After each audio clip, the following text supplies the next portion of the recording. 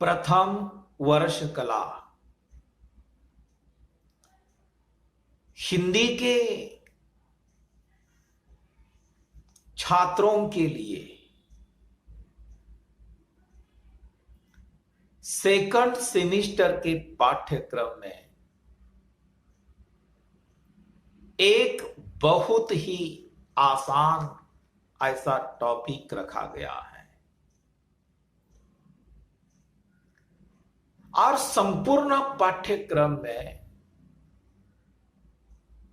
जितने भी टॉपिक है,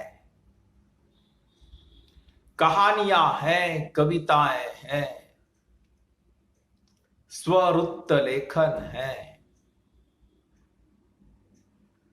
या कोई व्याकरण का हिस्सा भी रखा गया है, इन सभी में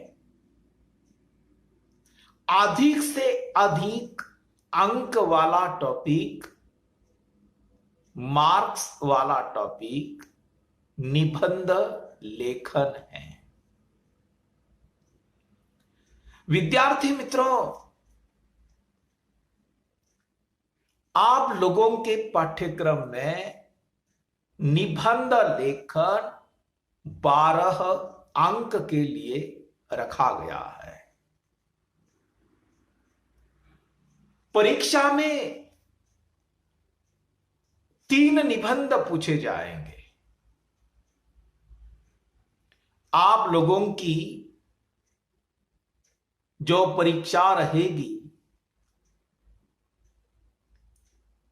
उस परीक्षा में 3 निबंध पूछे जाएंगे और 3 निबंधों में से जो आपको आसान लगता है,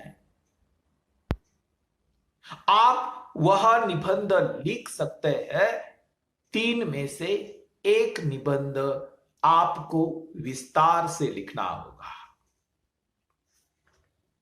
और इस निबंध के लिए 12 अंक रखे गए हैं।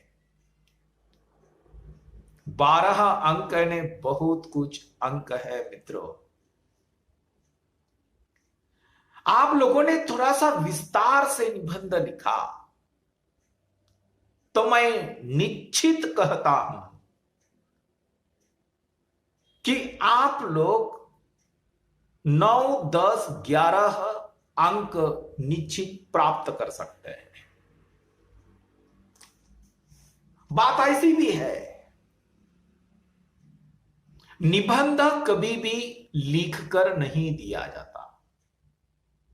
विद्यार्थी को स्वयं निबंध लिखना है। मित्रों, यह निबंध हमारे लिए नवीन बात तो बिल्कुल नहीं है। लगभग 5वीं कक्षा से लेकर आज तक हमने मराठी भाषा, अंग्रेजी भाषा, हिंदी भाषा, हमने निबंध लिखा है। निबंध का स्वरूप अलग अलग हो सकता है। निबंध के वैसे देखे जाए तो कई प्रकार है, परंतु आप प्रथम वर्ष में पढ़ने वाले छात्र हो, आपके लेवल के विषय पर निबंध पूछे जाते हैं परीक्षा में। एक थोड़ा सा वैचारिक, विश्लेषणात्मक निबंध पूछे जाते हैं। विद्यार्थी मित्रों, पिछले साल विद्यापीठ की जो FY BA की परीक्षा हुई थी, उस परीक्षा में जो 3 निबंध पूछे गए थे पिछले साल, उनमें से पहला निबंध था आज का युवक, युवक यानी तरुण। दूसरा निबंध था बेरोजगारी की समस्या और तीसरा निबंध था आतंकवाद। मित्रों, ये पिछले साल ये 3 निबंध पूछे गए थे और इस साल हमें 7-8 निबंध ऐसे हैं या 6-7 निबंधों पर हमें विचार करना है या चर्चा करनी है। मैं आप लोगों को जो निबंध या जिस निबंध पर मैं आज चर्चा करने वाला हूं या मेरे विचार प्रकट करने वाला हूं, वही निबंध परीक्षा में आ जाएंगे ऐसी बात नहीं है। हो भी सकता है, आ भी जाएगा। मुझे इस साल जो निबंध के विषय महत्वपूर्ण लगते हैं, ऐसे 7 निबंध मेरे सामने हैं। मित्रों, सबसे पहला निबंध मेरे सामने है कि संपूर्ण साल भर इस साल संपूर्ण विश्व में कोरोना जैसी महामारी का संकट था। बराबर है, आप लोग भी जानते हैं कि संपूर्ण साल एक कोरोना से गुजर गया। यानी छोटे बच्चे से लेकर बूढ़े तक ये कोरोना महामारी क्या है, ये बीमारी क्या है, वह किससे होती है, उसके लक्षण क्या है, उसके उपाय क्या है, हमें क्या करना चाहिए, और इस कोरोना वैश्विक विश्व महामारी ने, इस कोरोना संकट ने संपूर्ण विश्व को कैसे घायल कर दिया, पछाड़ दिया, ये आप लोग भी जानते हैं। और इस साल मुझे ऐसा लगता है कि कोरोना ये संसर्गजन्य संक्रामक एक बीमारी है और इस पर निबंध जाने की संभावना अधिक है। तो मित्रों, 12 अंक के लिए निबंध रखा गया है, तो 12 अंक के जैसा ही आपको विस्तार से निबंध लिखना होगा। 12 अंक इसका मतलब यह नहीं है कि आप केवल 12 पंक्ति में निबंध लिखो, आपको अंक नहीं मिलेंगे। मित्रों, कोरोना पर या कोरोना ये जो बीमारी है, ये जो रोग है, इस पर तो आप लोगों ने कई पढ़ा भी होगा, टीवी पर आप लोगों ने उसके बारे में कई जानकारी देखी भी होगी, किसी ने अभ्यास भी किया होगा आप में से। परंतु मित्रों, विश्व स्वास्थ्य संगठन यानी WHO ने कोरोना वायरस को, विषाणु को महामारी घोषित कर दिया है। यानी ये कोरोना वायरस जो है या कोरोना विषाणु जो है, वह बहुत सूक्ष्म है, हमारी आंखों से दिखाई नहीं देता। मानव के बाल की तुलना में 900 गुना छोटा है, लेकिन कोरोना का संक्रमण दुनिया भर में तेजी से फैल चुका था और फैल भी रहा है। यानी इस कोरोना से क्या होता है, आदमी को यानी इंसान को जुकाम से लेकर सांस लेने में तकलीफ जैसी समस्या हो सकती है। इस वायरस को, इस विषाणु को इसके पहले कभी नहीं देखा गया था। सबसे पहले चीन के वुहान शहर में यह शुरू हुआ था और WHO के मुताबिक बुखार यानी ताप, सांस, खांसी, सर्दी इसके लक्षण हैं। अब तक इस वायरस को फैलने से रोकने वाली कोई दवा तो नहीं बनी, परंतु अभी अभी उसका टीका बन गया है, उसी को रोकने वाला टीका बन गया है। मराठी में उसे लस कहते हैं, अंग्रेजी में वैक्सीन कहा जाता है। यानी इसके संक्रमण के फलस्वरूप बुखार, जुकाम, सांस लेने में तकलीफ, नाक बहना, गले में खराश जैसी समस्याएं उत्पन्न होती है। यानी यह वायरस, यह विषाणु एक व्यक्ति से दूसरे व्यक्ति में फैलता है, इसलिए इसे सावधान रहना होता है। यानी कोरोना से बचना है हमें, तो मित्रों कोरोना से बचना है तो हमें बार बार हाथ धोना है, सैनिटाइजर करना है, मास्क पहनना है, एक दूसरे से दूरी रखना है और प्रवास करते समय एक दूसरे से अंतर रखकर हम प्रवास करें तो इससे हम बच सकते हैं। ऐसे कई लक्षण हैं, उसके उपाय भी है और इससे हम बच भी सकते हैं। संपूर्ण विश्व में कई लाख लोगों की मौत हो चुकी है, कई लाख लोग संक्रमित हो गए हैं, आज भी कई लाख लोग बीमार हैं और इससे हमें बचना है तो मित्रों सावधानी बरतनी होगी। वो जो दूसरा निबंध मुझे जो महत्वपूर्ण लगता है वह पर्यावरण और मानव जीवन, मानव और निसर्ग का बहुत नजदीक का और घनिष्ठ संबंध है और निसर्ग में ही मानव की पैदाइश हुई। यानी एक प्रकार से देखा जाए तो मानव निसर्ग में जन्म लेता है और बड़ा भी होता है। एक प्रकार से निसर्ग यानी प्रकृति मानव की मां के समान है और सभी सुख सुविधाएं हमें यहां प्रकृति में मिलते हैं, आनंद मिलता है, स्वास्थ्य मिलता है। लेकिन आज हम सब आधुनिकता के नाम पर निसर्ग से बहुत दूर होते जा रहे हैं, इसलिए हमारा जीवन दुखपूर्ण होता जा रहा है। शहर विकास के कारण निसर्ग में अनेक प्रकार के प्रदूषण आ रहे हैं और इन प्रदूषण के कारण लाखों लोग अंधे हो रहे हैं, बहरे हो रहे हैं, विविध प्रकार की फेफड़ों की बीमारियां भी हो रही है। यानी जो बीमारियां शहर में हो रही है वही बीमारियां देहात में भी हो रही है, वही प्रदूषण की समस्या गांव में भी है, शहर में भी है। बच्चों अपने भारत देश में प्रदूषण की जो समस्या है यह अत्यंत जटिल है। किसी भी प्रकार की कोई व्यवस्था हमारे भारत देश में नहीं है। मंदिरों पर देखा जाए, मस्जिदों पर देखा जाए, लाउड स्पीकर हमेशा बजते रहते हैं, ध्वनि प्रदूषण।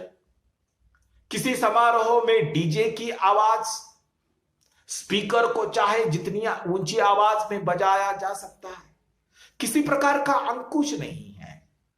शहरों में सड़कों पर चलती दौड़ती मोटर गाड़ियों की धुआं आवाजें इतनी तेज होती है कि कानों के पर्दे फटने लगते हैं और परिणाम यह होता है कि मनुष्य के कान बहरे होते हैं।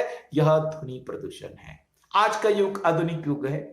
शहरों में कल कारखाने निर्माण हो गए हैं, सब और मिलावट है, पानी में मिलावट, दूध में मिलावट, खाद्य तेल में मिलावट, सब तरह से देखा जाए फलों में भी मिलावट, अनाज में भी मिलावट, हर एक चीज में मिलावट हम देख रहे हैं और पर्यावरण और मानव का संबंध टूट रहा है। मित्रों मुझे और भी एक तीसरा निबंध या तीसरा विषय ऐसा लगता है, साक्षर भारत समर्थ भारत। मित्रों किसी भी देश की जो प्रगति है या किसी भी देश का जो विकास होता है तो उस विकास का कारण उन देशों की सभी नागरिकों में साक्षर होना है। साक्षरता यह एक दीपक है जो ज्ञान के प्रकाश से अज्ञान के अंधकार को दूर कर देता है। ये 21वीं शताब्दी में हम और हमारा भारत देश प्रवेश कर रहा है, प्रवेश किया भी है, परंतु सच्चे अर्थों में समर्थ बनाने के लिए देश में 100% साक्षरता ले आना जरूरी है। मित्रों हमारे इस हिंदुस्तान में यह देहातों का देश है, यह गांवों का देश है। कई आज भी देहातों में अशिक्षित अनपढ़ लोग भी है। तो मित्रों स्वाधीनता प्राप्ति के बाद यानी भारत स्वतंत्र हो जाने के बाद हमारे देश में साक्षरता का प्रचार किया गया, बहुत सारी योजनाएं बनाई गई, सरकारी योजनाएं। सामाजिक आर्थिक कारणों से हम साक्षरता का समूल विनाश नहीं कर सकते या उसका प्रचार भी नहीं कर सकते, इसका प्रमुख कारण क्या है? देश में व्यापक रूप में फैली हुई गरीबी और बेकारी। यानी गरीब जनता के सामने सबसे पहली समस्या क्या है? वो रोटी की समस्या है, रोजगार की समस्या है।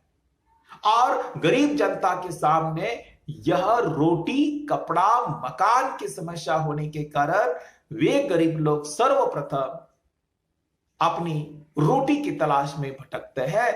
रोटी के सामने आपका जो शिक्षण है उन्हें बिल्कुल ही ठीक ढंग से नहीं लगता। यानी अधिकांश लोगों के बच्चे जो है वह स्कूल में नहीं जाते, वे बाल मजदूर बनकर कमाई करने लग जाते हैं। इसीलिए देश की विशाल जनसंख्या को देखते हुए स्कूल जाने वाले बच्चों की संख्या बहुत ही कम है। बच्चों, मुझे अगला निबंध जो अत्यंत महत्वपूर्ण लगता है, यह विषय मुझे जो महत्वपूर्ण लगता है वह भारत का किसान यानी खेतीगर। मित्रों, आप लोग जानते हैं, आप में से कई ऐसे बच्चे किसानों के बच्चे होंगे। हमारा संपूर्ण भारत देश एक किसानों का देश है। हमारे भारत देश की जो अर्थव्यवस्था है वो कृषि पर आधारित है, खेती पर आधारित है।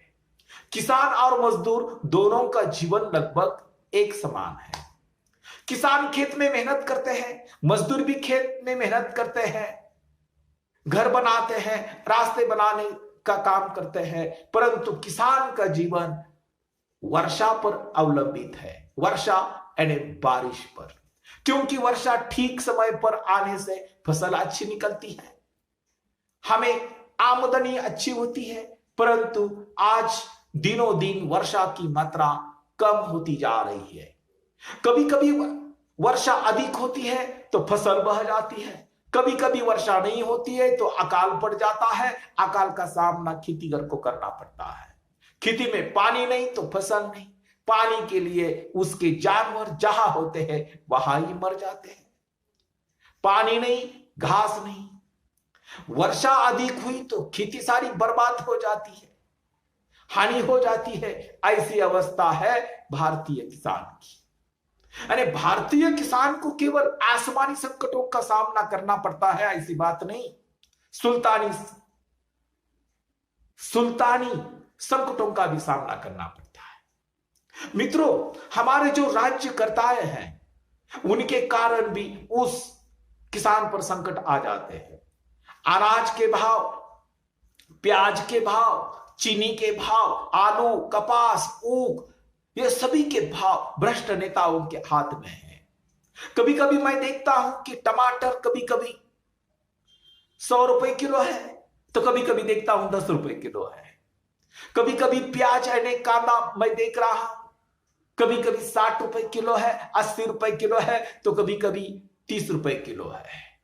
यानी किसान की खेती में जो उपज होती है वह अनाज होगा, कोई फल होगा, कोई और भी कुछ वस्तु होगी, उसका निश्चित भाव सरकार नहीं देती और आज का किसान बर्बाद हो रहा है।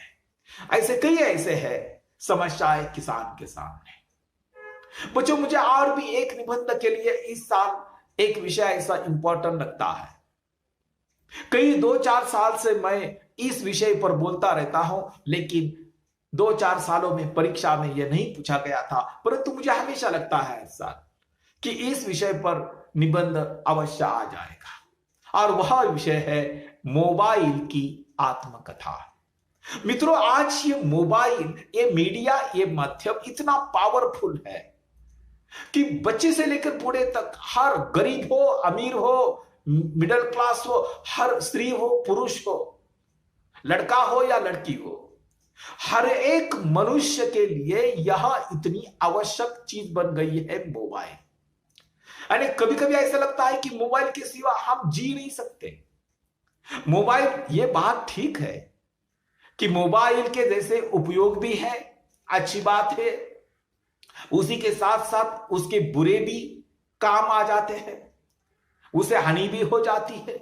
क्योंकि छोटे छोटे बच्चे उस मोबाइल पर जो भी कुछ देखते हैं उससे हानि भी हो जाती है, उसका अनुकरण भी करते हैं, अनुसरण भी करते हैं। मोबाइल से हमें बहुत सारा ज्ञान भी मिल जाता है। मुझे तो ऐसा लगता है कि मोबाइल यानी सारा विश्व आपकी मुट्ठी में है। परंतु आज ये जो मोबाइल है वह स्वयं की आत्मकथा वह बोलने लगता है। इस विषय पर भी निबंध पूछे जाने की संभावना हमें दिखाई देती है। मित्रों, पिछले साल आतंकवाद या दहशतवाद इस पर निबंध पूछा गया था। इस साल भी मुझे ऐसा लगता है कि अरे हो सकता है दोबारा भी पूछा जाएगा। आज सारा विश्व जिस सबसे बड़ी समस्या से लड़ रहा है ना, वह आतंकवाद या दहशतवाद है। यानी रोज हमें टेलीविजन पर यानी टीवी पर कहीं ना कहीं सुनते हैं, आज यहां आतंकवादियों ने इतने लोगों को मारा, गोलियां बरसाई, इतने लोगों को कैद कर दिया, इतने लोगों का अपहरण किया। हम रोज सुनते हैं। यानी विश्व भर में आतंकवाद की जड़ें जो मूल है लगातार गहरी और विकराल रूप धारण कर रही है। यानी आज आतंकवाद के एक से एक बढ़कर हथियार बनाए हमें दिखाई देते हैं। वास्तव में यह आतंक पैदा कर अपनी जो मांगे होती है यह आतंकवादी मनवाने का काम करती है। यानी जिन मांगों को वे सरकार के सामने रखती है, उनसे अगर किसी समाज पर विपरीत प्रभाव पड़ता है अथवा किसी देश की अखंडता में बाधा आती है, तब ऐसी मांगे नहीं मनवानी चाहिए। तब इन मांगों के पक्ष पर आतंकवाद का रास्ता अपनाते हैं और बेगुनाह लोगों का खून बहाकर आतंक पैदा करते हैं। मित्रों, हमारे सामने आतंकवादियों के कई ऐसे किस्से हैं, कई ऐसी वार्ताएं, कई ऐसी घटनाएं घटित हो गई है हमारे भारत देश में भी। मुंबई जैसे, पुणे जैसे बड़े बड़े महानगरों में कई आतंकवादियों ने हल्ला मचाया था, गोली बरसाई थी। 26/12 की घटना सारा विश्व देख चुका है। कभी ट्रेन उड़ा देते हैं, कभी होटल उड़ा देते हैं। कई ऐसी घटनाएं आतंकवादी हमारे देश और विदेश में या विश्व में फैलाते हैं। और आखिरी विषय है निबंध का, मुझे जो लगता है, महंगाई एक समस्या। मित्रों, महंगाई ये जो शब्द है, यह शब्द हमने बहुत साल पहले नहीं सुना था। अभी अभी हम सुन रहे हैं महंगाई क्या है। यानी मानव का जीवन अनेक समस्याओं से घिरा रहता है और जिसका सामना करते हुए वह थक जाता है। और महंगाई एक ऐसी ही समस्या है जो लगातार विराट रूप लेकर हमारे सामने आती है।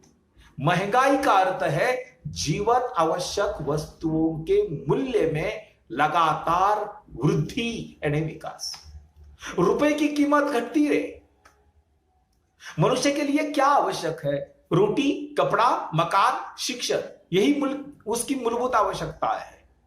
यदि सामान्य आदमी की मूलभूत आवश्यकताओं की पूर्ति सरलता से न होती तो महंगाई का प्रश्न ही नहीं खड़ा हो जाता। लेकिन ऐसा नहीं होता है।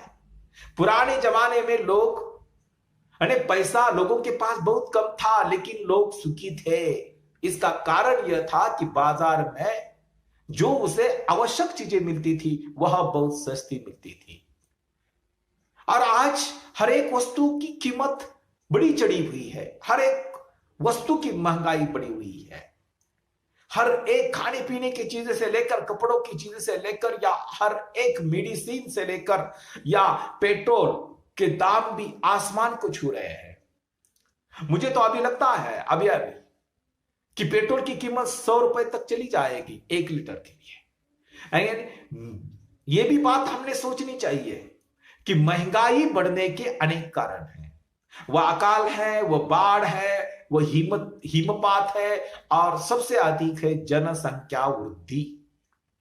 महंगाई बढ़ने का मुख्य कारण हमारे देश की बढ़ती जनसंख्या। आज भी गांव में इतने अनपढ़ लोग भी हैं जो भगवान के दिन समझकर बच्चों को पैदा भी करते हैं। इन्हें रोकना होगा। प्राकृतिक कारणों से भी फसलों की जो हानि होती है, उससे खाद्य पदार्थों की पैदावार में भी कमी आ जाती है। और इस कमी के कारण बाजार में अनाज, फलों और सब्जियों के दाम भी बढ़ जाते हैं। उत्पादन का खर्च बढ़ने पर उत्पादित वस्तुओं के मूल्य में वृद्धि हो जाती है। कोयला, पेट्रोल, केरोसिन, डीजल आदि ईंधनों की मूल्य वृद्धि से भी महंगाई बढ़ती है।